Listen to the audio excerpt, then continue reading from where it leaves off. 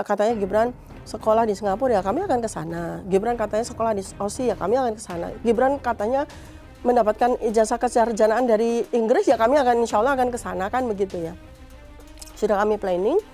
Nah mungkin itulah yang menakutkan ya, mengkhawatirkan kalau sampai Dr. Tifa dan RR itu wah rusuh. Harga ekonomi, harga sosial politiknya berapa besar yang mesti ditanggung gitu. Makanya kami kemarin jaga dengan kami keliling ke ini. Iya rusuh gitu loh. Kalau sampai kami masuk rusuh loh. Ternyata kan ada ya riset berbasis algoritma dan ini sahih ya, maksudnya valid ya. 93% masyarakat Indonesia itu percaya bahwa ijazah ini fake. Dan tinggal 7% aja, berarti 7% itu kita identifikasi ini termul ini kan. Jadi white ya, Jokowi's white paper, white, kemudian black itu Gibran's black paper, nanti ada Jokowi's dark. Oh, dark. Ini dark final white. chapter. Final chapter nanti. Ini seru ini kayaknya ya.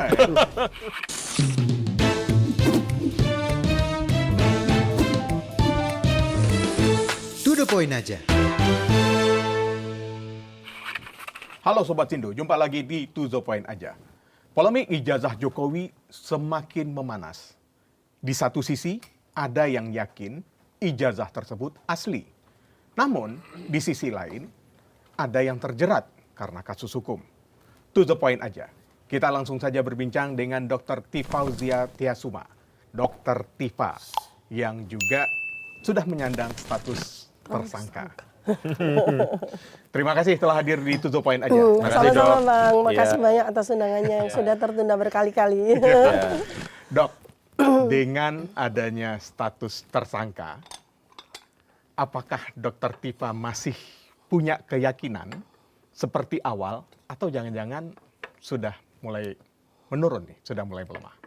Iya, ini kan saya itu dalam hidup itu ada sebuah adagium yang saya pegang, pantarei ai kauden mene. Artinya tuh hidup tuh jalan terus aja, mengalir, mengikuti apa yang terjadi. Jadi ya udah, jalanin aja.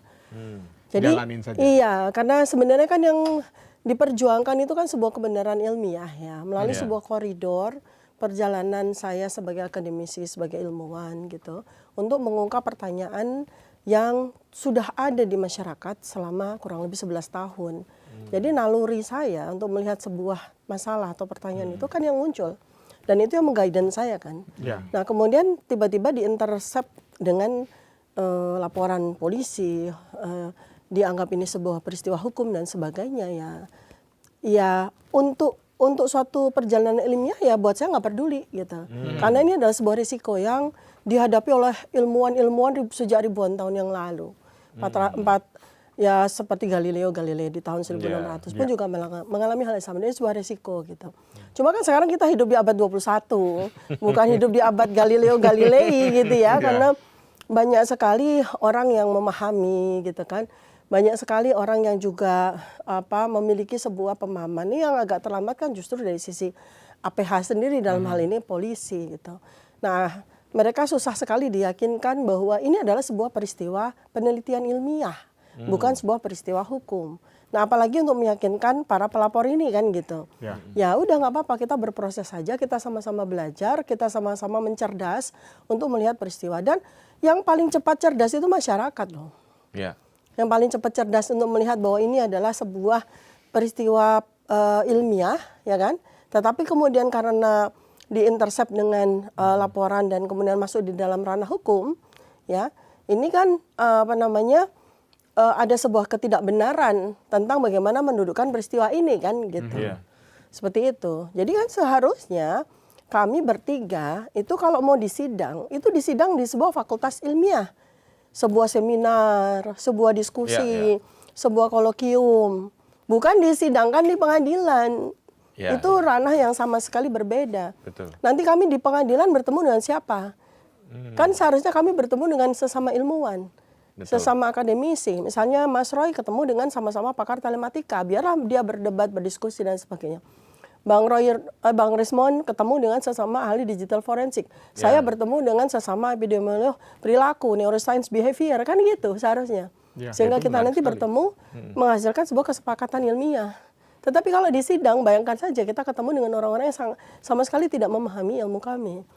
Iya, iya, iya. Itu yang Anda masih keyakinan Anda yang kemudian Dr. Tifa Roy Suryo dan Rismond tuliskan dalam buku white paper itu, Buku, ya. Jokowi white paper itu, bahwa itu adalah sebuah tulisan ilmiah. Betul, betul. Itu adalah pertanggungjawaban ilmiah kami.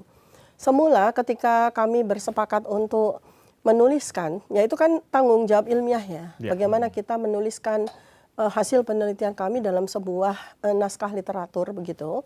Pilihannya kan banyak. Apakah kita jurnalkan, apakah kita artikelkan, apakah kita bukukan. Nah, kami berpikir bahwa karena ini adalah kepentingan masyarakat, ini adalah kepentingan sejarah bangsa Indonesia, maka kami memilih untuk buku. Sebab dengan buku, maka ini nanti akan dibaca oleh semua lapisan masyarakat. Kalau kami memilih jurnal, yang baca cuma orang-orang yang punya Terbatas. kepentingan untuk Ya. penelitian mereka, betul. bertumpuk jadi debu di apa namanya di perpustakaan digital atau apapun gitu kan. Jadi itu yang kemudian kami berpikir bahwa karena urgent, ini adalah sebuah persoalan yang sudah 11 tahun, maka kita bukukan supaya apa? Buku itu kan bisa ribuan tahun kan, buku bisa puluhan tahun, bisa ratusan tahun gitu. Biarlah buku itu berbicara tentang sebuah kebenaran yang kami temukan. Dan ada adiknya lagi sebenarnya, dan yang diduga kuat oleh masyarakat banyak, oleh para pemerhati hukum juga ya. Ini yang bikin kami jadi tersangka mendadak gitu. Setelah 6 bulan kan kasusnya nge-freeze ya. Ini mau kemana sih gitu kan 6 bulan gitu ya.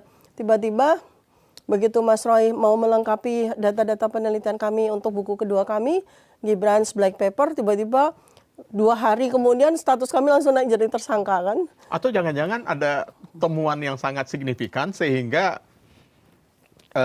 Dr. Tifa dan kawan-kawan, Dr. Tifa Roy Suryo dan Rismond Sianipar kemudian langsung dinaikkan kalau dokter katakan tadi 2 hari. Iya, sebetulnya kan sederhana sekali sih melihatnya ya. Jadi pertama, kan kami memang sudah sampaikan ya bahwa untuk soal ijazah mantan Presiden Joko Widodo ini udah selesai. Bagi kami udah finish. Karena dengan adanya buku white paper. iya, pekerjaan penelitian kami udah selesai. Simpulan ilmiah kami juga udah kami tuangkan dalam buku tersebut. Maka kami bergerak pada penelitian berikutnya. Yaitu yang juga menjadi pertanyaan banyak orang dan membutuhkan jawaban. Yaitu tentang riwayat pendidikan Gibran. Nah, kami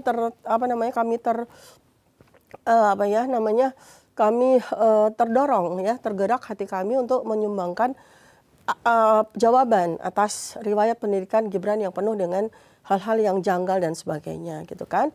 Nah, alhamdulillah sebetulnya sejak awal November ya, itu udah selesai. Data-data sudah kami dapatkan mulai dari Gibran SD, SMP, quote and quote SMA gitu kan. Yang paling misterius itu kan soal SMA, kemudian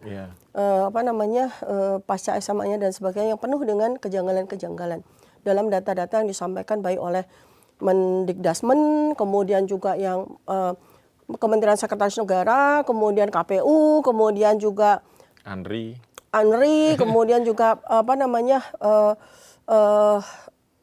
websitenya dari Wali Kota Solo gitu kan, itu kan semua serba janggal, termasuk di riwayat Gibran sendiri pada saat mencalonkan diri sebagai wali kota maupun mencalonkan diri sebagai wakil presiden, dan itu sangat butuh jawaban kan. Makanya kami tergerak untuk itu dan sudah selesai, tinggal sedikit aja tentang saksi-saksi, tentang bukti fisik ya, termasuk kampusnya dan sebagainya, itu yang memang sudah kami rencanakan. Kebetulan Mas Roy yang bisa ke OSI ya, beliau yang ke OSI. Nah, rencananya bulan Desember kami bertiga mau ke Singapura. Dan kalau memang katakanlah kita nabung-nabung dari mana-mana terus kita dapat duit, kita mau ke UK untuk ke Bradford University, rencananya seperti itu. Nah, jadi ke tempat-tempat yang dimana disebutkan Gibran bersekolah. Iya, diklaim gitu loh. Karena kan ini peneliti.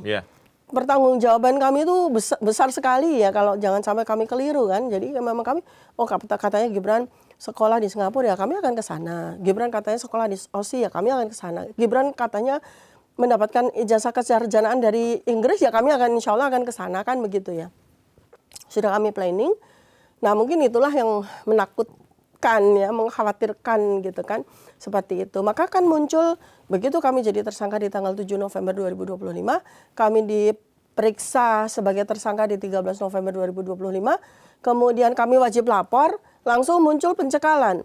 Pertama pencekalan 20 hari, lalu kemudian 6 bulan. Iya. Kelihatan sekali kan. Jadi memang itu ya, rangkaian untuk menghadang penelitian selanjutnya. sepertinya kan kita lihat aja ya, kalau dari sisi itu kan nggak usah harus ditelah yang sangat mendalam, udah ketahuan kan. Jadi pertanyaannya sebenarnya kan kalau ujung dari apa upaya dari RRT ya? Ya. RRT. RRT ini kan sebuah buku temuan dari pertanyaan besar di masyarakat. Iya.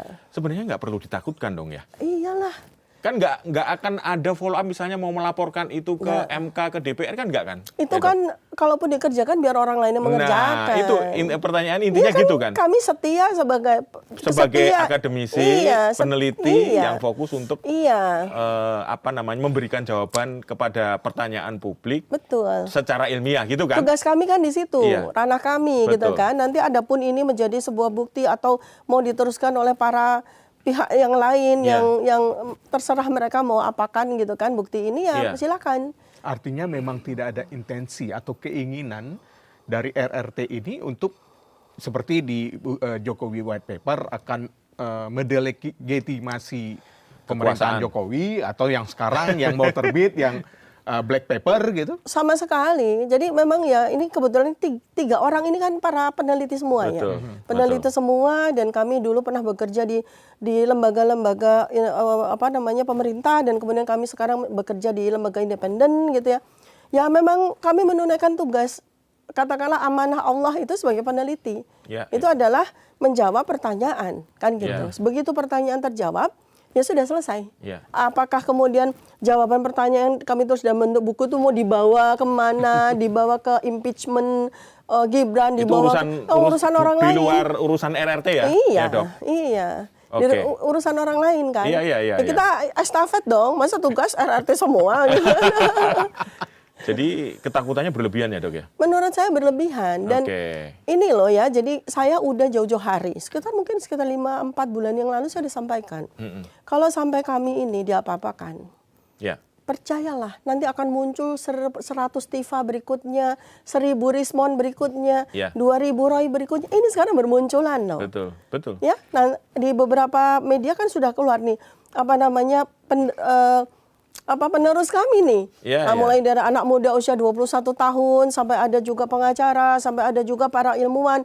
Bahkan kemarin ketika kami diperiksa tanggal 13 November bermunculan guru besar dari datang semua. seantero negara. Iya. Dari USU datang, dari UGM datang, dari UNER datang. Itu kan tinggal tunggu waktu aja mereka nanti akan speak up. Jadi sepenting apa dukungan publik terhadap upaya yang dilakukan oleh Dr. Tifa dan kawan-kawan? Apakah terlalu pengaruh? Misalnya gini, setelah ditetapkan tersangka dukungan publik menurun gitu. Misalnya dari 70 menjadi 40 gitu. Itu pengaruh nggak terhadap niatnya Dr. Tifa sampai nanti ada buku lagi yang terakhir yang katanya ada 3 ya? Iya, biasanya kan lagi tren. Ada 3, jadi white ya, Jokowi's white paper, white, kemudian black itu Gibran's black paper, nanti ada Jokowi's dark. Dark. Ini final chapter. Final chapter nanti. Ini seru ini kayaknya ya. Cuma yang jadi pertanyaan nih Mas Pung ya. Kalau sudah dicekal, tadi 20 hari kemudian diperpanjang jadi 6 bulan.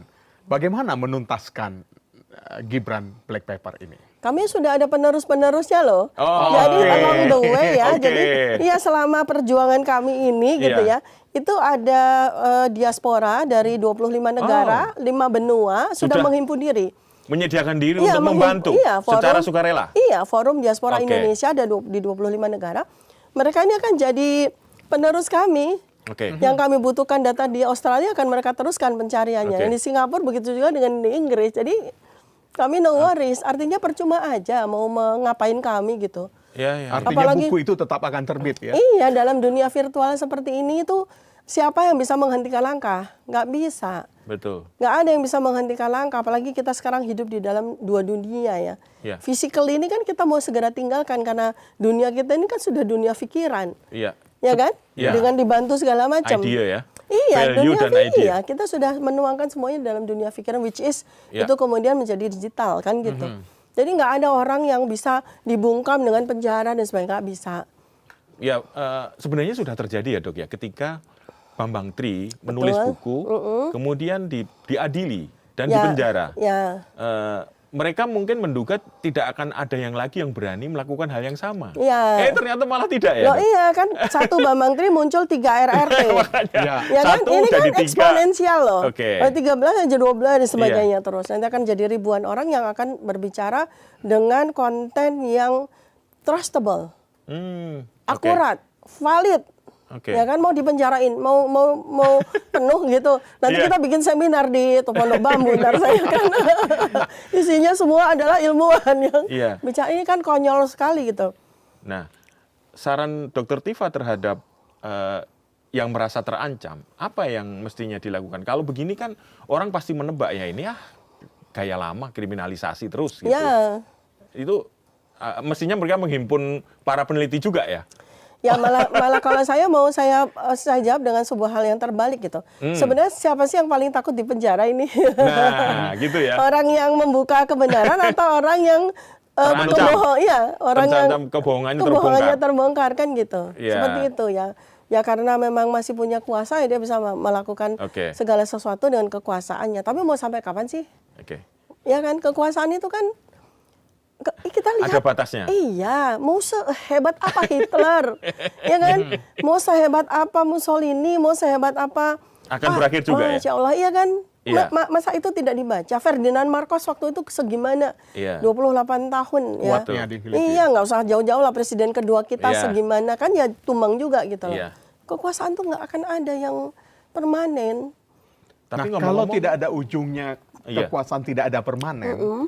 Jadi apa sebenarnya tujuan dari RRT untuk menerbitkan rencananya 3 seri Iya. buku ini? Ini persoalan sejarah, Oke. persoalan legacy. Oke. Bangsa kita mau kita biarkan selalu dikotori dengan sejarah-sejarah hitam, dengan jejak-jejak yang penuh dengan kepalsuan, kebohongan, untuk kita wariskan kepada anak cucu kita, Oke. atau kita mau membersihkan segala kekotoran ini dan menyajikan sejarah yang putih, sehingga bisa menjadi pelajaran, bisa menjadi pegangan bagi anak cucu kita yang akan mewarisi Indonesia ke depan.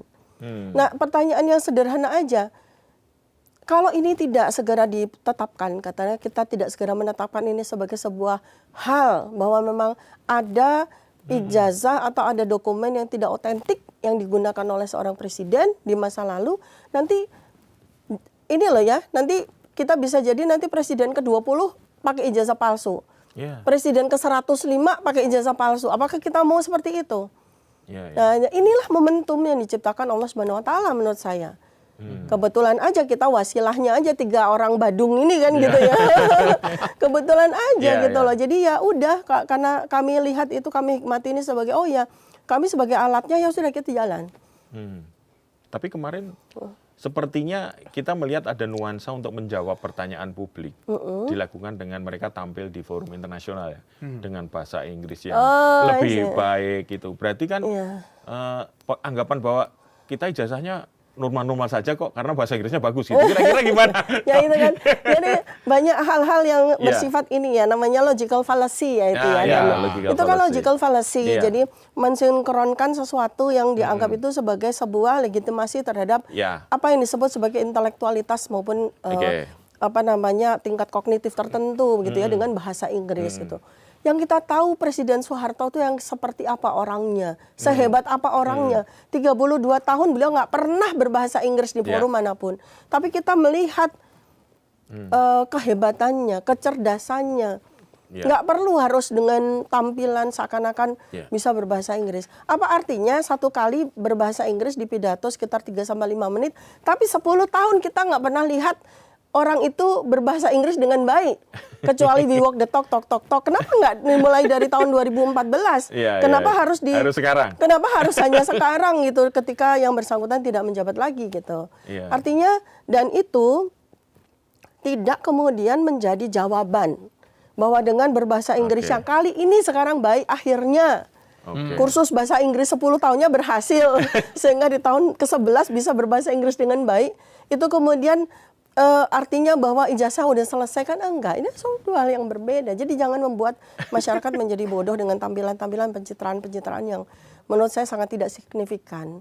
Tidak signifikan ya? Iya, kalau saya lebih bukan, karena kita semua udah tahu lah masyarakat Indonesia udah sangat cerdas ya. Iya. Kita tahu lah. Yang lebih buat saya itu kontennya. Beliau bilang apa sih di Singapura, bilang tentang bahwa peradaban itu nanti akan humanoid, nanti Iya, gini-gini. Saya cuma begini, ngerti nggak apa yang disampaikan itu. gitu. Kan Iya. lebih itu ya Iya. gitu. Lebih ke situ sebetulnya. Dan sekali lagi saya ingin sampaikan kepada masyarakat bahwa masyarakat Indonesia ini sekarang jauh lebih cerdas dibanding 5 tahun yang lalu, apalagi 10 tahun yang lalu. Jadi apapun yang dilakukan oleh bapak dan anak ini kebetulan di forum internasional itu sebenarnya tidak membuktikan apa-apa ya. Yang laku, yang percaya itu Iya. cuma termul. Dan itu ternyata kan ada ya Iya. riset berbasis algoritma, dan ini sahih ya, maksudnya valid Oke, ya. oke. 93% masyarakat Indonesia itu percaya bahwa ijazah ini fake.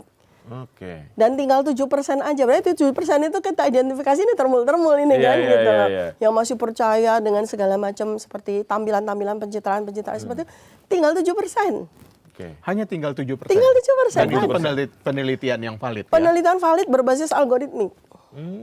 Tak ada intervensi manusia sama sekali. Benar-benar mesin bekerja untuk meng-capture apa sesungguhnya yang terjadi. Artinya kalau kita bicara dari sisi neuroscience behavior gitu ya, Iya. epidemiologi perilaku, itu menunjukkan bahwa tingkat kognitif, tingkat intelektualitas masyarakat itu dengan dunia digital ini itu meningkat luar biasa dalam Oke. 5 tahun sampai 10 tahun terakhir. Berarti kalau tinggal 7%, kabarnya ada upaya mediasi nggak nih, Dok? Oh, ternyata kan iya ya, dan bukan dari kami toh. Iya. Karena paham tinggal 7% kalau di persidangan, waduh, malu juga kita gitu Oh, nanti. iya, Nah, dan- gitu. Gimana, Dok? Jadi kan ini trikinya kan sebetulnya sudah dari sejak awal Oke, ya. Jadi oke. tanggal 30 kan kita tahunya ada laporan polisi tanggal 30 April 2025 Ya, oleh mantan presiden Bapak Joko Widodo. Tapi sebelumnya, 5 hari sebelumnya tanggal 25 April dan itu sebelumnya itu ada 4 orang termul yang melaporkan kami kan itu. Ya, oke. Yang Ya, tidak kan? terkait sebenarnya dengan ijazah ini. Iya, Ya. jadi itu kan ikutan Oke. gitu ya. Jadi yang pasalnya ITE Iya, segala iya. macam seperti itu. Bahkan nggak cuma 4, ada 6, yang 2 drop gitu ya. Tinggal 4, jalanlah 5 ini digabunglah ke Polda Metro Jaya menjadi 1 kan Iya. gitu. Jadi ini kan kita sudah lihat trikinya nih. Oke. Para penasihat hukum kami sudah mengkalkulasi bahwa nanti laporan yang tanggal 30 April ini satu ketika akan drop. Oh, oke. Nah, drop seakan-akan masyarakat kan karena taunya ini adalah peristiwa hukum satu tunggal, ya kan? Wah, drop nih gitu. Nggak taunya yang 4 jalan terus. Oke. Yang Oke. pasal besar-besar ini, pasal ITE ini yang di kan atas 5 tahun 27, 28. ancamannya. 5 Ya. tahun, 8 tahun, 9 Iya, tahun, 10 12 Iya, tahun oke. gitu. Saya daftar PSD aja nih kalau sampai Iya. Ya, nauzubillah min zalik. Tapi karena gini, kalau ini sama sekali ya, saya udah konsultasi dengan para pakar pidana, para pakar hukum. Ini tuh nggak relevan untuk diajukan ke menjadi sebuah peristiwa hukum. Ya. Jadi ini Polda ngapain gitu loh. Karena yang 4 ini bukan orang-orang yang disebut oleh RRT Ya. terkait dengan ijazah tersebut. Iya, siapa Tidak ada mereka, kaitannya. legal Atau stand- jangan-jangan Dokter Tifa juga atau Mas Roy atau Bang Rismon kenal dengan mereka. Nggak kenal sama sekali, tidak pernah muncul juga orangnya. Legal standing untuk melaporkan kami juga nggak ada. Apakah mereka mengalami kerugian? Apakah itu dokumen-dokumen mereka? Ya kan? Itu sama sekali nggak ada hubungannya. Terus kemudian kalau dari sisi laporan, ini kan sudah jiper juga kan? Ya. Pak pertama yang Pak benar- pertama. Iya kan? Kan Iya. udah jiper. Saya tidak melaporkan orang, saya melaporkan peristiwa, kan gitu. Iya. Ya kan? Loh, kalau gitu ya jangan kami yang dipanggil ke Polda dong. Peristiwa dong yang diperiksa. Katanya tidak melaporkan orang. Padahal Ya. ini delik aduan. Fitnah, pencemaran nama Ya. baik. Artinya kan objek yang dilaporkan orang kan. Orang. Tapi beliau mengatakan yang dilaporkan, yang saya laporkan bukan orang, peristiwa. Ya kalau gitu surat panggilan sebagai tersangka ditujukan kepada peristiwa dong, bukan saya ya. dan lain-lain kan gitu Ya. ya. Jadi ini logika kok dibiarkan terbang. Ini kita yang tidak bisa menerima tuh itu. Oke. Mungkin yang dilupakan adalah ternyata era yang dulu yang sangat memanjakan kelompok ini itu sudah nggak ada lagi. Ya sudah tidak relevan. Sudah tidak relevan dengan opini publik yang berlaku. Opini publik. Betul. Jadi yang saya ini ya, saya Iya. tuh ini intuisi seorang yang terbiasa melihat Oke. hal-hal yang gini. Jadi ini adalah sebuah bargain gitu ya. Udah biarin aja biar senang gitu kan. Ya. Oke. Kami ditersangkakan Iya. ya. Ya siapa tahu nanti ada sidang gitu kan. Terus nanti di sana ada abolisi kan jadi begitu nanti. Saya cuma ya sayangkan aduh betapa banyak biaya APBN yang mesti keluar gitu loh. Untuk membuat drama ini gitu loh. Ya sudahlah kita selesaikanlah di sini. Di sidang ilmiah bukan di sidang pengadilan. Karena nanti itu kan harga ekonominya mulai dari yang ini udah ada beberapa aktivis yang sudah sampaikan. Katakanlah kalau sampai Dr. Tifa dan RR itu wah rusuh. Harga ekonomi, harga sosial politiknya berapa besar yang mesti ditanggung gitu. Makanya kami kemarin jaga dengan kami keliling ke ini. Iya rusuh gitu loh. Kalau sampai kami masuk rusuh loh. Nah Presiden Prabowo kan kita jaga banget. Jangan sampai terjadi kerusuhan seperti tanggal 25 Agustus, 28 Agustus kemarin. Tapi ini kalau sampai terjadi rusuh loh. Rusuh artinya masih kompak dong sebenarnya. Rakyat. RRT Oh itu. kompak. Solid ya? Kalau rakyat dukungan sangat solid. Kalau RRT ini Gimana yang ini? sering jadi pertanyaan. Saya saja sebagai seorang produser, sebagai seorang jurnalis, setiap melihat visual pemeriksaan di Polda, selalu yang muncul itu adalah RR. T-nya Roy dan Rismond. Oh, T-nya oke. nggak Ada kelihatan. di situ Atau cuma lagi- jangan-jangan diperiksanya bertiga terus T-nya hilang gitu. Kan di Polda. Ya. Itu kan biasa kita kan tikum kita kan di kantin itu ya. Ya. Langsung itu saya lagi makan soto Lamongan di situ ketinggalan. Oke. Mereka udah duluan bukan. Jadi ini bercandanya. Jadi artinya masih kompak. Oh kompak kita kompak sekali, solid ya. Jadi kan kita dipertemukan oleh Tuhan yang Maha Kuasa di tanggal 15 April 2025 oleh sebuah ya buat saya adalah misi yang mulia gitu ya. Misi yang suci gitu ya, perjuangan untuk menegakkan kebenaran. Hanya yang memang sebetulnya yang terjadi itu kan kami itu sejak 5 bulan yang lalu kan tidak di tangan PH yang sama. Tim kuasa hukum yang sama. Jadi kami beda. Itu gitu kan ya. sempat beredar juga di Ya. publik ya teman-teman media, kemudian media memberitakan diketahui publik. Ya. PH-nya sudah berbeda gitu. Iya, kuasa hukum sejak 5 bulan yang lalu memang tidak di dalam satu naungan tim yang sama. Jadi semula karena ketika peristiwa ini kan ya sama-sama kita belum pernah alami kan. Oke deh ada tim kuasa hukum yang berinisiatif untuk membentuk sebuah tim. Ya sudah kita menjadi kliennya mereka. Tapi dalam evaluasi setelah 2 bulan, ya kurang lebih 1 bulan atau 2 bulan itu, saya melihat bahwa saya lebih baik membentuk tim kuasa hukum sendiri. Udah agak kenal gitu loh, udah agak kenal. Dan sebetulnya antara klien dengan kuasa hukum itu kan lebih daripada kecerdasan. Kan saya yakin mereka cerdas-cerdas. Chemistry-nya yang penting. Komunikasi yang terjalin, kami bisa saling berdiskusi dengan enak. Itu kan butuh orang-orang yang memang dipilih oleh klien kan, bukan dipilihkan oleh seseorang untuk kami gitu. Dan itu kan tidak bisa dipaksa ya. Jadi nah karena itu maka sejak 5 bulan yang lalu saya punya tim kuasa hukum sendiri. Terdiri atas 34 dari PH yang ada gitu kan seperti itu. Nah, tetapi dalam perjalanannya di tim kuasa hukum yang kami sebut sebagai tim pembela penegak keadilan, tim PPK, RR-nya ikut juga. Karena kami, aduh ini kita nggak bisa. Terus saya bilang loh, kalau di tim kuasa hukum yang pertama kan statusnya saya yang diberhentikan sebagai klien, walaupun itu adalah peristiwa pertama kali sepanjang sejarah hukum nih ada klien yang diberhentikan sama kuasa hukum, yang ada kan klien yang memberhentikan kuasa hukum. Tapi nggak apa-apa lah ya, itu nggak usah kita perpanjang. Nah, artinya kan saya nggak bisa ke sana, saya bilang gitu. Jadi pilihannya gimana? Ya udah kita gabung. Jadi tim pembela penegak keadilan yang terdiri atas 34 pengacara, koordinatornya ada Bapak Abdullah Al-Katiri, itu membawahi kami. Jadi kami tetap ada gitu. Gak ada masalah, itu kan soal komunikasi publik saja. Hanya komunikasi sekarang, aja ya. Setelah dia mencari chemistry lah ya sebenarnya. Iya ya, Dok, ya. gitu. Jadi RRT nggak ini. Nah sekarang apalagi setelah kami naik status jadi tersangka kan ada review dong gitu loh. Artinya ini dulu kami jadi saksi, kemudian naik 11 Juli jadi terlapor, 7 November jadi tersangka. Masa kita nggak review sih gitu kan? Ini sekarang kan babak baru nih tersangka, lalu kemudian segala macam antisipasi ke depan. Persidangan nanti kalau memang sampai di sana. Berarti itu positifnya berarti akan banyak yang membela kan? Betul, Ya jadi itu ini udah aja. berdatangan ya, jadi udah berdatangan dan kami sudah membangun, ini ada sebuah, ini tim PH yang nanti akan, katakanlah kita siapkan untuk bertarung di sidang gitu kan, seperti itu. Jadi ada 3 kuasa hukum yang menjadi koordinator dari tim RRT yang sudah kami siapkan. Itu Pak Dr. Muhammad Taufik, dari Yeah. Solo ini yang jadi koordinator dengan Oke. duet dengan Pak Jahmada Girsang. Ya, ini nanti Oke. yang akan duet nih Ya. mengawal. Jadi di bawahnya itu sudah ada para kuasa hukum yang ya kami akan seleksi secara chemistry ya. Kalau Iya. iya kan rekam jejak, jam Betul. terbang dan sebagainya tentu saja kami perlu seleksi.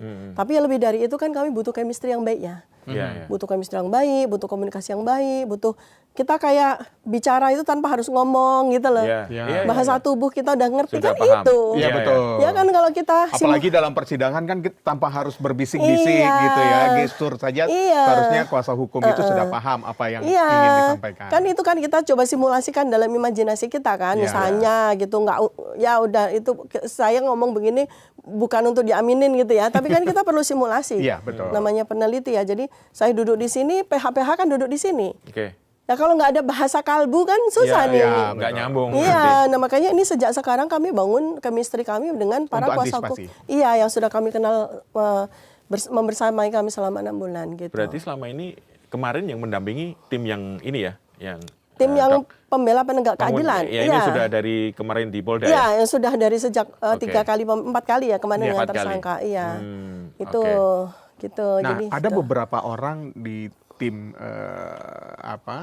kuasa hukum ini yang dikait-kaitkan dengan HTI. Oh, iya. Bahkan akhirnya RRT pun dikaitkan dengan HTI iya, katanya. distigmakan. Ya, itu dia. Distigmakan. Bagaimana sebenarnya hubungan dengan itu sebenarnya? Ya Dr. Tifa? sebenarnya kalau dari RRT sendiri kan kami juga polar ya. Artinya kalau kita bicara dari sisi keimanan juga kan kami bermacam-macam dari Ya. sisi latar belakang religi kan Ya. gitu. Nah, dan ini kan bukan sebuah peristiwa radikal-radikal atau merujuk kepada sebuah preferensi kelompok tertentu. Enggak, ini Ya. peristiwa nasional, peristiwa besar, peristiwa sejarah yang nggak ada Ilmiah. duanya 80 tahun kan Ya. gitu ya. Peristiwa ilmiah apalagi. Ya kami membutuhkan orang-orang yang punya kompetensi untuk Betul. bekerja sama dengan kami. Dan ya banyak, misalnya kalau kita bicara tentang background ya ada yang Islam, ada yang Kristen, Ya. ada yang macam-macam Ya. latar belakang ininya enggak. Jadi mohon agar tidak dikaitkan dengan satu preferensi dua kelompok tertentu Iya, ya? enggak ada, itu enggak betul ya. Nah, Kita mesti oke. Jadi klarifikasi. bisa ya dipatahkan sebenarnya stigma itu ya, Dokter? Ya, pertama RRT ini solid. Oke. Kita ini Three Musketeers, one for all for one, ya kan? Ya. Bisa kebayang nggak Bang Rismon dibela oleh HTI gitu atau berafiliasi, kan nggak kebayang Ya. ya. Jadi ini mohon agar inilah apa namanya kita tuh rasional lah. Tadi banyak ada isu-isu perpecahan, kemudian stigma bahwa terhubung ke kelompok tertentu. Nah, sebenarnya kalau bicara dari kompetensi dokter, ya, dari ilmiahnya, kemudian dari epidemiologi perilaku, sebenarnya upaya-upaya yang dilakukan ini apa sih sebenarnya kalau dalam pandangan dokter? Ya, itu kan sebuah, ya saya bilang tadi nice try ya. Jadi sebuah upaya-upaya untuk membelokkan isu besarnya diganti dengan isu-isu yang sangat superficial sifatnya gitu. Padahal kan udah sejak jauh-jauh hari. Apalagi ketika buku Jokowi's White Paper itu terbit di akhir bulan Agustus ya kita launching itu. Sebetulnya kan kita udah mengajak, ayo kalau memang pihak sana gitu ya, pihak pelapor itu memang ingin membantah dari apa yang kami sampaikan, apa yang kami temukan, bantah dengan ilmu. Oke. Bantah dengan kajian ilmiah yang sama, bukan bantah dengan narasi-narasi yang tidak penting seperti itu gitu. Dan kemudian kan akhirnya dibawa kepada isu-isu itu mereka bawa ke masyarakat. Ini loh jadilah RRT ini memecah belah bangsa dan sebagainya. Yang memecah belah bangsa itu kan mereka sendiri dengan mengeluarkan isu-isu yang tidak penting itu kan gitu. Malah kami juga udah ngobrol nih kayak kalau kayak gini mendingan gini ya. Jadi Bang Rismon jangan sama Bang Jahmada Girsang, biar saya sama Bang Jahmada Girsang. Bang Rismon nanti dibalas sama Munarman aja sebelah.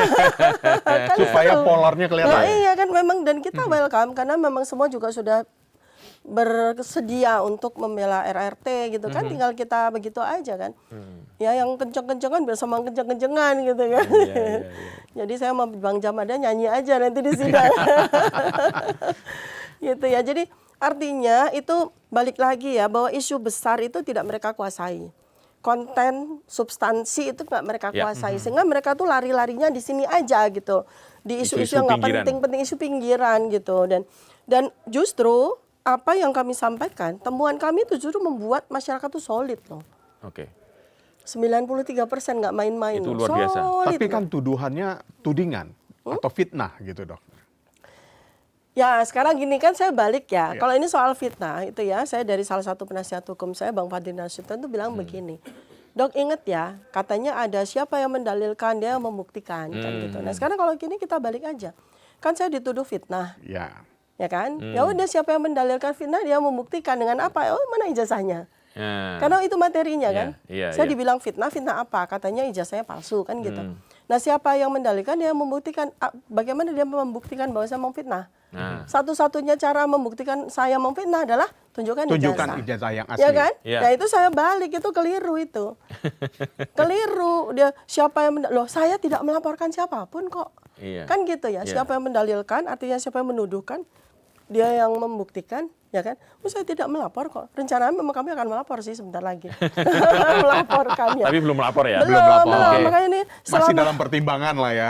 sebetulnya enggak juga, agak sedikit terlambat juga. Karena kan maksud kami ini kan kalau dalam bahasa sepak bola ini kan kita tuh pakai metode apa tuh namanya yang totally defense gitu loh. Ya. Oh, oke. Ya kan? Nah, sebetulnya bukan soal itu ya. Kita cuma pakai bahasa pertandingan sepak bola aja gitu. Tapi karena memang kami tuh benar-benar peneliti ya. Oke. Peneliti tuh gimana sih orangnya tuh ini aja gitu loh. Jadi ya udah kita melakukan penelitian, habis ini apa lagi?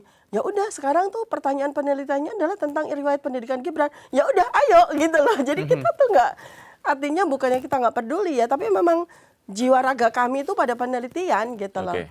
Pada sisi naluri itu, sehingga yang mau terserah mereka mau ngapain gitu, kita begini. Yang- Itu kan tugasnya kuasa hukum ya untuk. Kalau yang versi penelitian yang buku kedua tadi boleh di-spill hasilnya gimana, Dok? Yang Gibran. Gibran Black- Black Pepper, Black ya. Pepper. Ya, apa namanya ya? Meskipun belum selesai ya? Sudah selesai, Sudah? sudah tinggal Tinggal dijahit. di launching. Iya, tinggal Oh. di launching, sudah selesai dan Oke. seharusnya memang kami mau ke Singapura, tapi itu kan kita sudah dapat data juga dari banyak kan yang sudah diaspora Singapura, guru besar bahkan profesor bahkan mereka yang pernah sekolah di MDIS, pernah kuliah di MDIS, bahkan yang pernah kuliah di pernah sekolah di Orchid Park Secondary School itu SMP plus ya, bukan Ya. SMA ya. Ya. Oke. Itu mereka juga sudah siap untuk berikan kepada kami data. Jadi udah cukup. Oh, udah cukup. Ya sudah cukup. Ya artinya kan Tinggal penyuntingan akhir artinya. penjuntingan akhir aja dan udah segera launching. Itu nggak butuh waktu sekitar 1 minggu 2 minggu. Rencana kami kan memang November.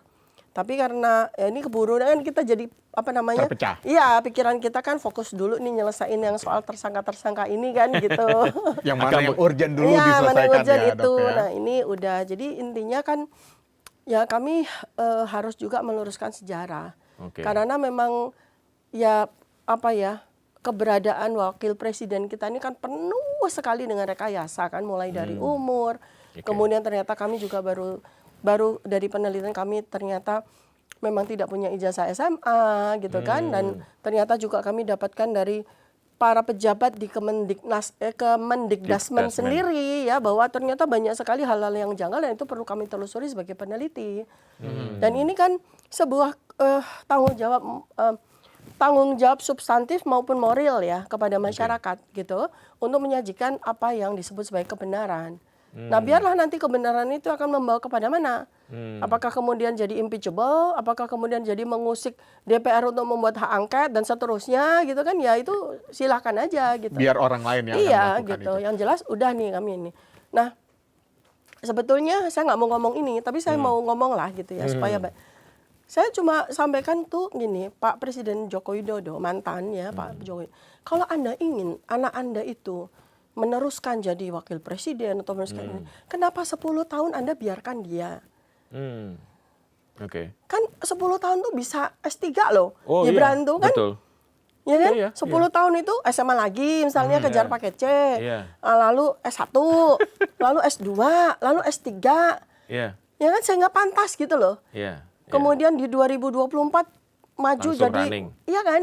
Pantas gitu loh. Kok nggak melakukan apapun. Dan kita dipaksa untuk menerima kepalsuan-kepalsuan. Kita dipaksa untuk menerima seseorang yang tidak punya, Kapasitas. bukan sekedar kapasitas sebenarnya kalau kita bicara undang-undang, dokumentasinya Oke. kan. dokumennya. Syarat formal. Kan itu syarat formal, Iya. ada di Undang-Undang Dasar 1945 yang sampai sekarang masih kita pegang. Ya. Ya, kan itu syarat formal itu dipenuhi dulu dong. Dan sebenarnya kan nggak perlu harus S3 kan? Enggak, SMA saja, dan iya. konstitusi juga mensyaratkan SMA. Iya, SMA aja, tamat SMA atau saudara tamat. Yes, atau sederajat, artinya paket C pun juga tidak ada masalah. Spill dari penelusuran data yang kami dapatkan dari Mendikbudrismen, bahkan raportnya aja nggak lengkap.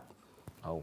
Kan raport itu kan Ini data yang dari Diterima. Kementerian Pendidikan Dasar dan Menengah Iya. terkait dengan data biasanya kan kalau kita bersekolah di luar negeri, kemudian menggunakan Ya. sertifikasi atau ijazah yang kita peroleh di luar negeri itu kan harus ada penyetaraannya. Ini data penyetaraan itu. ya salah satu dokumen dari sekian, kalau nggak salah ada 9 item ya. Ya. Itu salah satunya, kalau mau disetarakan itu harus ada raport 3 tahun. SMA ya. Ya. Nah sementara ini kalau kita bicara secara sekuensnya, Gibran itu SMA yang ternyata bukan SMA, SMP plus ya atau O level itu SMP ya. Jadi dari SD primary school, kemudian secondary school itu kan SMP plus 4 tahun karena 4 tahun itu dia ternyata hanya ikut 2 tahun di situ. Ini data Dikdasmennya. Berarti dia hanya punya raport 2 tahun. Oke. Berarti nggak mungkin disetarakan sama Dikdasmen kan? Iya. Artinya tidak hanya sekedar ijazah aja, rapor-rapor pun juga diperlihatkan ya, Dokter Tifa. Jadi dan yang menarik lagi adalah seandainya itu dikatakan itu sebagai SMA, tetapi surat penyetaraannya tidak dari Orchid Park Secondary School, tapi dari yang disebut sebagai UTS in Search. Kan surat penyetaraan yang kemudian dilegalisir dan didaftarkan untuk maju wali kota maupun wakil presiden kan surat penyetaraan itu Ya. dari UTS in Search. Maka kita perlu karena ini ada UTS University Technology of Sydney dan ada lembaga namanya InSearch, tapi nggak ada namanya UTS InSearch. Nggak ada namanya lembaga itu UTS InSearch. Kan penasaran kita gitu. Itulah yang kemudian Iya. ditelusuri oleh Mas Roy. Betul. Kalau UTS InSearch artinya itu ada di bawah kendali atau di bawah institusi yang disebut University Technology of Sydney. Ya. Ya kan? Iya. Ya kan? Berarti Betul. orang ini atau siapapun ini adalah calon mahasiswa yang sudah diterima. Dan tinggal apa katakanlah Penyetaraan iya, bahasa atau Ya. apa biasanya. memperbaiki bahasa Inggrisnya dan Ya, sebagainya. meningkatkan Tapi IELTS atau apa. ya, tapi dia sudah diterima sebagai mahasiswa UTS gitu kan. Kan itu. Tetapi lembaga itu nggak ada. Yang ada di bawah UTS itu namanya UTS College. Dan memang di Australia terkenal banyak Oh college. iya, jadi macam-macam kan, misalnya Deakin ya, Deakin University Yeah. dia punya Deakin College. Deakin College, Melbourne betul. Uni dia punya Melbourne College. College. UTS juga punya UTS College, tapi nggak ada yang namanya UTS InSearch tuh nggak ada. Saya coba ini kan ada tiba-tiba di website ya di ini ada UTS.2 InSearch, nggak ada, itu fake. Nggak ada lembaga itu. Jadi adanya UTS ada sebagai university dan adanya InSearch. InSearch pun juga ternyata setelah Mas Roy ke sana itu lembaga udah bubar. Udah nggak ada lembaga kursus bahasa Inggris itu tuh udah nggak ada. Dan apalagi ada pengakuan yang sampai dengan hari ini itu tidak juga diklarifikasi oleh Gibran sendiri. Oke. Ya, Pak Iksan Katonde yang mengantarkan Gibran untuk ke apa sana. namanya ya menjalankan sebuah memori singkatnya, pernah 6 bulan sekolah di situ gitu kan. Ya dia katakan bahwa saya cuma 6 bulan dan nggak selesai begitu. Nah ini kan gimana nih, penipuan publik kan? Betul. Masa kita biarkan? Iya. Masa saya atau kami RRT sebagai peneliti tidak terpanggil untuk memberikan jawaban? Dosa dong kami. Kalau dalam tradisi Islam disebut setan bisu kan? Peneliti ilmu seorang yang mengerti diam namanya setan bisu. Iya. Nah itu yang sekarang kami tunaikan dalam bentuk buku Insya Allah Gibran's Black Paper. Nah, karena Itu, tadi iya. Gibran artinya juga cukup banyak dan fokus pada Gibran saja. Iya, riwayat pendidikannya. Jadi Ya. ini bukan soal ijazah. Jadi riwayat pendidikan ya, artinya yang katakanlah riwayat pendidikan yang paling khusus adalah yang membuat dia bisa jadi wakil presiden, kan itu. Kan harus diperjelas. Jangan Kalau sampai tadi Mas semua- Pung bertanya soal spill buku Black Paper, karena ini bentuknya adalah sebuah trilogi, Yang dark ini ceritanya tentang apa sih kalau mau di-spill sedikit aja mungkin kalau seandainya tidak berkenan lebih panjang. Ya, sedikit aja karena memang ya kita kan baru mulai itu. Jadi Iya. tadinya itu yang buku kedua tadinya. Makanya Oke. kan kami sampai ke perjalanan ke Solo, kami ziarah dan sebagainya. Ya, kan, itu yang pernah itu baru dilakukan. cuma ini yang kami melihat ini lebih lengkap, penelitian kita lebih lengkap. Sudah bisa segera dan urgent ya sifatnya. Oke. Karena masyarakat butuh banget mendapatkan ini karena sudah liar kan apa Oke. namanya polemik dan pertanyaan masyarakat tuh udah ini makanya kita dulukan nih. Nah, kalau yang buku ketiga kami ini memang ini sebetulnya kami berikan itu sebagai sebuah komparasi terhadap data yang diperoleh oleh Pak Bambang Tri. Pak Bambang Tri. Pak Bambang Tri kan ada dua ya, apa namanya Jokowi Undercover 1 Oke. dan Jokowi Undercover 2. Jokowi Undercover 1 tentang ijazah pendidikan, Jokowi Undercover 2 itu tentang riwayat masa lalunya. Riwayat Nah hidupnya. jadi trilogi ini insya Allah akan kami lengkapi dengan Jokowi's Dark File. Oh. Jadi file-file yang abu-abu dari seorang ini dan supaya diketahui juga dari pihak yang bersangkutan, hal yang kayak gini tuh biasa di dunia.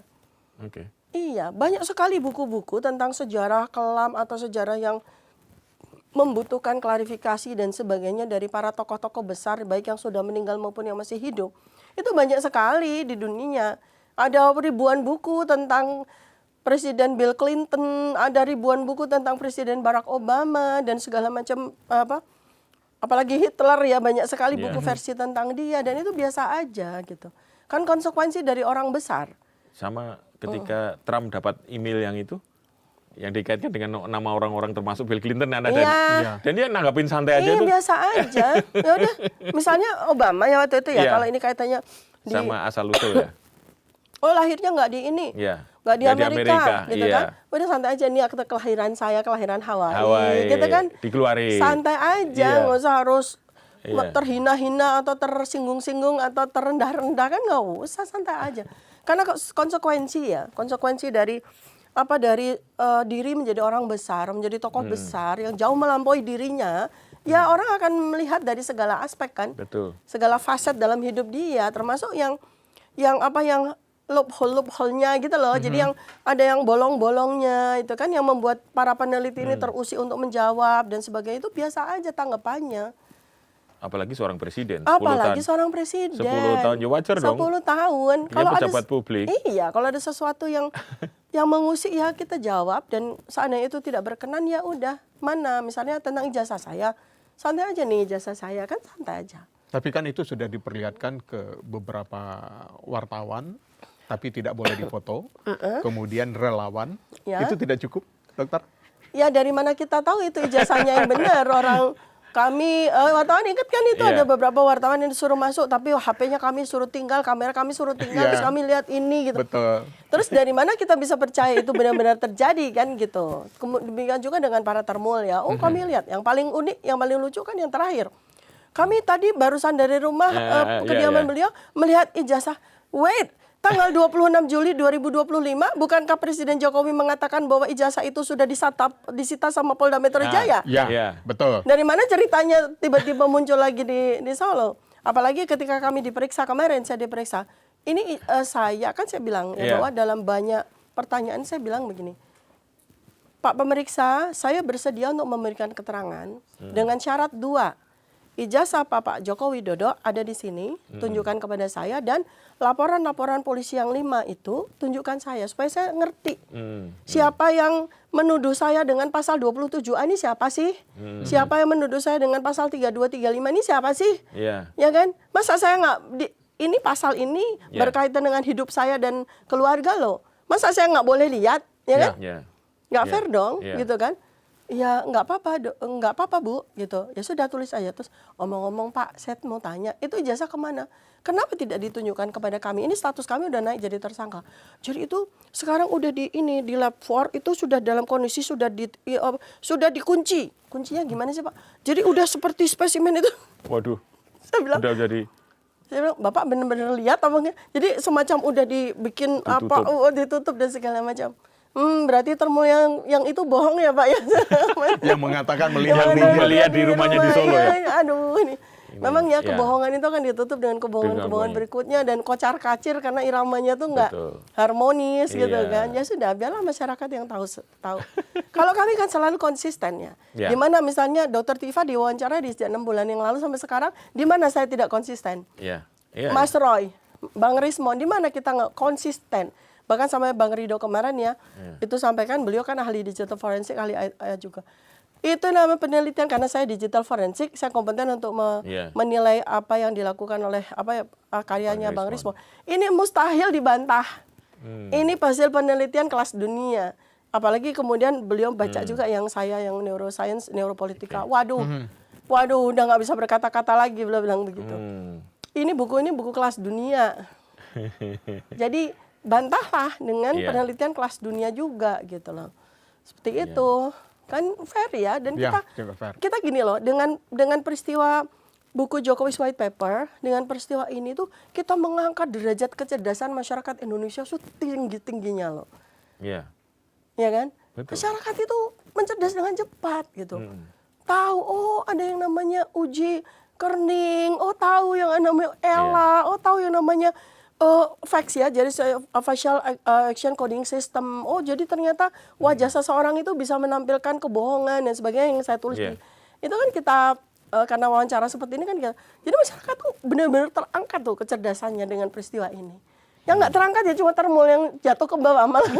Yang tersisa 7%. Tersisa 7% itu. Ini kita berandai-andai, Dr. Tifa. Jika pada suatu saat nanti ijazah aslinya itu diperlihatkan, baik kepada RRT, Roy Suryo, Rismon Sianipar, dan Dr. Tifa, atau ke hadapan publik, bagaimana respon dari Dr. Tifa? Iya nggak apa-apa. Kan itu yang kita tunggu toh. Pertama itu yang kita tunggu, itu selembar itu tuh, itu tunggu 11 tahun ya kan. Iya. Kalau kemudian selembar itu muncul, abrakadabra, bim salah bim muncul, ya kami akan katakan, karena ada pasal-pasal ini, kami izin ya untuk kami puslap for secara independen. Apakah itu menggunakan laboratorium yang ada di ITB, laboratorium yang ada di UNER, atau laboratorium yang ada di Singapura, atau rekanan kami yang ada di Amerika yang udah siap, kami izin. Oke. Karena ini kaitannya kan dengan apakah umur kertas ini benar-benar umur kertas Sesuai di dengan tahun 85, 85. umur tintanya juga sesuai, ya kan? Oke. Kemudian apakah tanda tangan ini benar? Karena kita nggak bisa begitu aja. Oh lembarannya nggak bisa. Oke. Kami minta hak kami untuk melakukan penelitian itu. Begitu aja, santai aja. Dan kalaupun ternyata itu benar asli ya nggak apa-apa kita terima toh. Kenapa tidak harus bisa dilakukan oleh lapor? Toh kita, polisi kita, Bareskrim kita juga punya puslapor Ya. yang juga sering menggunakan scientific crime investigation di dalam penyelidikan maupun penyidikan. Ya sekarang gini deh. Uji lapor itu pertama kali disampaikan oleh Kabareskrim, oleh Bareskrim ya. Ya. Bareskrim. Yang sekarang apa dia yang sekarang jadi Kapolda something itu Pak Johandani itu di tanggal 22 Mei 2025. Ya. Itu kan itu adalah laporan tentang uji lapor, Ya. ya kan? Ya. Uji lapor. Betul. Tapi barang yang diuji nggak ada di situ. Dan Yang malah mencocokkan antara yang beredar di media sosial Ya. dengan yang diunggah oleh Mas Roy Ya. dan Rismon juga sempat mengunggah itu. Nggak ada barangnya di situ. Kemudian muncullah di belakangnya Bareskrim itu foto dari fotokopi Ya. yang ada lipetannya, Ya. di tengahnya ada seperti tumpahan kopi. Iya. Apakah itu barang yang diuji di lapor? Itu aja kita sudah ragu dari sekitar 50 dokumen yang dipresentasikan loh. Termasuk berita-berita koran dan segala macam. Nah iya, apalagi itu kan banyak sekali kan Ya. ulasan saya tentang kejanggalan-kejanggalan pada dokumen-dokumen berikutnya, bahkan yang paling lucu dan paling seru kan tentang KKN. Di situ dikatakan KKN Pak Joko Widodo tahun 83, yang bersangkutan sendiri mengatakan KKN saya awal tahun 1985. Piye ini? Coba Artinya ini pekerjaan karena tidak ada kepercayaan yang runtuh setelah konferensi pers itu yang membuat Dr. Tifa dan kawan-kawan akhirnya ya lebih baik kita cari yang independen. Lah iya dong, gimana Iya. kita, ini puslapor yang kita hormati, institusi kepolisian kita hormati. Kita sayang sama institusi kepolisian. Kita nggak pengen mereka bekerja dengan cara seperti ini gitu. Nah kita ulang kan, kita minta gelar perkara khusus Iya. ya tanggal 9 Juli 2025 di mana saya sebagai ahli, salah satu ahli yang dihadirkan. Kita tunggu-tunggu, nggak datang juga tuh kertas selembar itu. Benar menggelar perkara khusus kan? Jadi hanya karena kertas selembar ya Mas. Jadi begini dramanya, berseri-seri. Berseri-seri. Itu kemarin itu apa korupsi 1,2 triliun. Ini uang 1,2 triliun muncul. Pembunuhan. Iya. Pisaunya muncul. Iya. Ini ijazah mana? Tidak muncul-muncul. jadi Foto ini- dari fotokopi yang muncul Iya, iya, gimana? iya. Dan ini akan jadi berseri sama seperti bukunya Dr. Tifa Oh, dan iya. kawan-kawan ya. Iya. Jadi trilogi gitu ya. Makanya. Terima kasih telah hadir di To The Point aja Dr. Sama-sama. Tifa. kasih, Dok. Oke, mudah-mudahan Terima kasih. memuaskan. Iya. Ajaran saya. Sobat Tindo, penelitian ilmiah atau fitnah hanya pengadilan yang akan memberikan putusan final. Namun, sebelum diketuk palu, kita melihat sangat jelas antara keraguan berbasis data bertemu dengan jeratan Undang-Undang ITE. Saya Eka Kesuma, Saya Pung Purwanto. sampai jumpa di To The Point berikutnya. Salam.